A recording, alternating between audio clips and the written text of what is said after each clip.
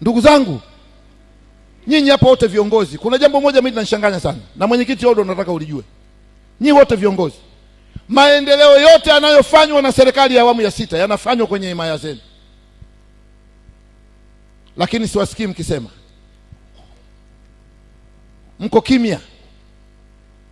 Watu ambao wanapita kutuchafua wanachafua mpaka wanamaliza. Viongozi hamsemi. Leo unakwenda pale Mwenge Mshindo, unaingizwa kwenye mtambo unaitwa CT scan. Miaka miwili ya nyuma mtambo ule tulikuwa tunaufuata Mbeya, Muhimbili, KCMC, Mloganzila na mahospitali makubwa. Unaingia mule, kinakuja kitu kinakufunika. Mtaalamu anabofya ukutani pale, screen inafunguka. Basi kama kwenye ubongo kuna funza pale anaonekana. Kama walikupiga kikonzi kuna uvimbe pale anaonekana. Leo kuna operation inafanyika pale Mwenge Mshindo. Madaktari wote wa hospitali kubwa wanajoin kwenye operation ile.